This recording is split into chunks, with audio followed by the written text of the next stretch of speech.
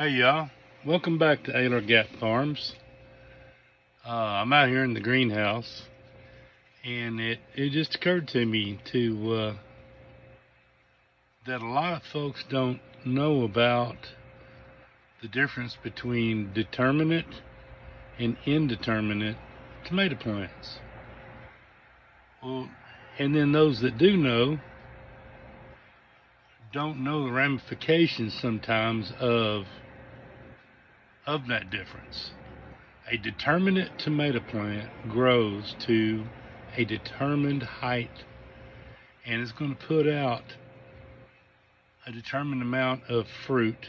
If you grow it correctly, you can get 30 pounds of tomatoes from one plant. If you just feed it really good, and get plenty of light, right temperatures, you can get 30 pounds. Commercial guys do that all the time. That's their goal, 30 pounds. Now, that's I grow a lot of those here at Ayler Gap Farms. That's part of what I've researched a lot, and I grow a lot of those determinate tomato plants. And I grow Ace 55s. I grow Hosinator. I grow God, what else have I got? There's another one. There's another one that I can't remember right now, but you could ask me about it. Stop by and give me and ask me. Um, and then I grow indeterminates, which are the Cherokee Purple and the Lemony, which is a yellow tomato, and then some others. There's some others in there. I grow because that's people like those. They don't put out much. They don't produce a lot at least at one time. If you have a nice long growing season and you don't have any pests that get into them, you don't have any disease. We have a problem with blight here, early and late blight, and uh, there's not a lot of people whose tomatoes make it all the way from spring to the frost that kills them off.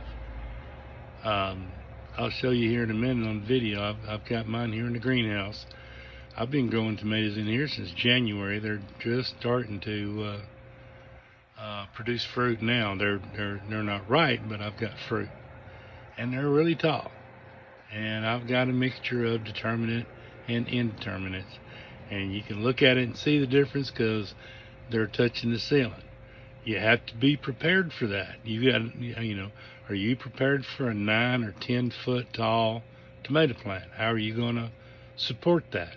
Because tomatoes are a vine, and they want to just crawl across the ground and just put fruit out and let the seeds go. We grow tomatoes up and down, almost all of us do, vertically, and so you have to be prepared.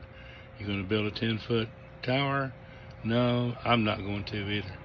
I'm going to run mine up on strings, and then when they reach the top, I'm going to lower that string and let get a bend in that stalk of that tomato plant and let that tip keep on growing. Because once it grows the tomatoes up through there, then it's useless to you. It's done. Um, all it is a way for the water and nutrients to travel from the roots up. So you have to keep it intact, but it's not producing anything for you. So I just keep lowering mine down, down, down to the floor of the greenhouse and let the tip keep growing.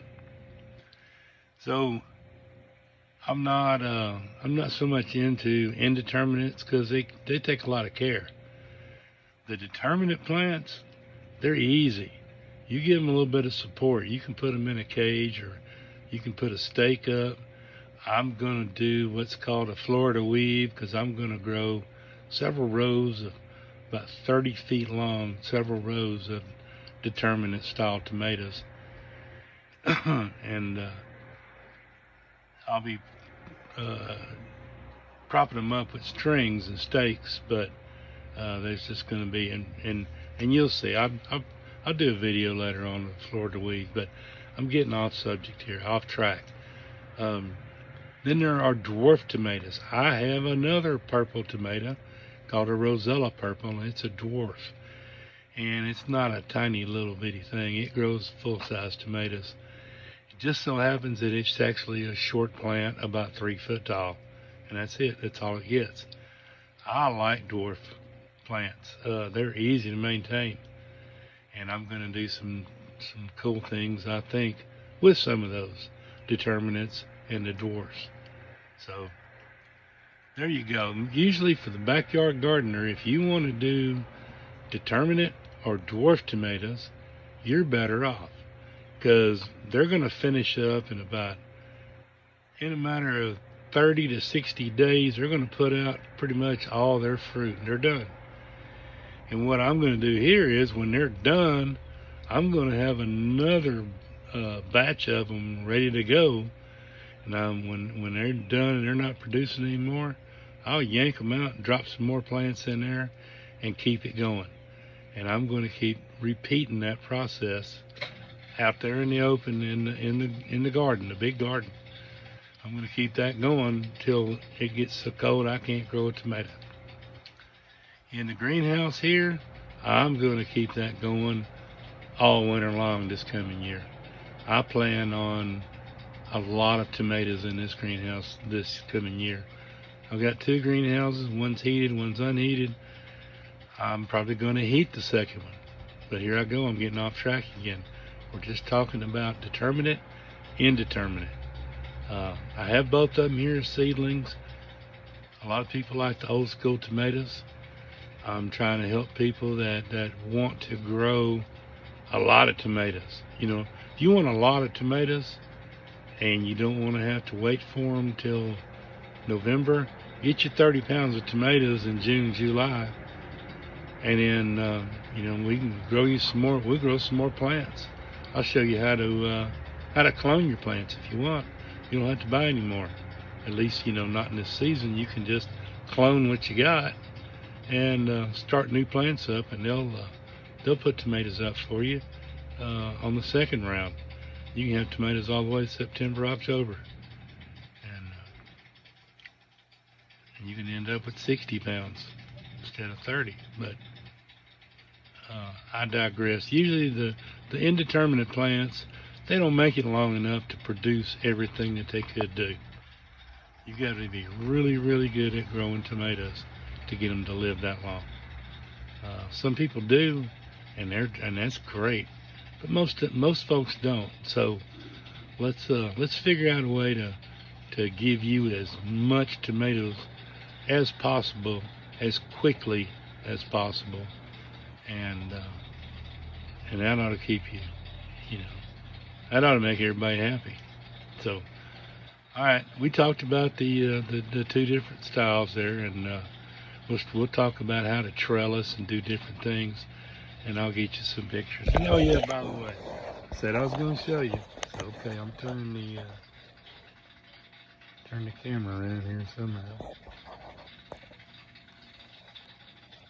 What the hell happened? All right, I'm going to turn the camera around. That is over here close is Determinate tomatoes. You see the height right here. Past those, touching the roof of the greenhouse, are my indeterminate tomatoes. Most of those are Cherokee purple. I love them myself. My family likes them. My friends like them. And there are certain customers who I'm going to take care of. I'm going to get them some Cherokee purple tomatoes, before anybody else can get any. And, over here, this happens to be my green beans. And that's a hydroponic wall right there that I built. And I'm able to grow green beans all year long, too. A little bit of kale up top, or a curly leaf mustard, one or the other. And, but I love green beans so much, I have to grow mine all winter long, too. Can't go without them. So, anyway, thanks for watching my video. I'm not very, very professional at making videos, but hopefully I explained it well. Hey, leave questions or comments down in the comment section. I promise you I read them. I don't sleep much. I'm up at night looking at all this right here to see who, if you have an opinion, you have a question, or if you'd like to make arrangements to stop by and talk about it, look at it, learn from it. I'm not trying to sell classes. I'll help you learn. People help me learn. I'm going to return that favor right around. I'm going to be doing the same thing with the hydroponics. Anybody wants to learn it, I've taught several kids over at the high school have come over here and worked for me, and I taught them what I could. And I've got a young man right now that's 15 years old, and he's learning it. My granddaughter's 14; she's learning it. I especially love to teach kids. I think if we teach those kids, then they'll feed us when we get old, and they can feed themselves, feed their families, and they'll teach somebody else later on. So anyway, I've yabbered on long enough. Drop me hey, like my channel if you will, Halo Gap Farms. Drop a comment down there if you like the video, say so. If you don't like the video, hit the like button anyway, and then tell me why you didn't like it. Tell me I'm, too country, or I get off the subject too quick. I'm looking at 11 and a half minutes. That's too much time. I gotta go. Thank you.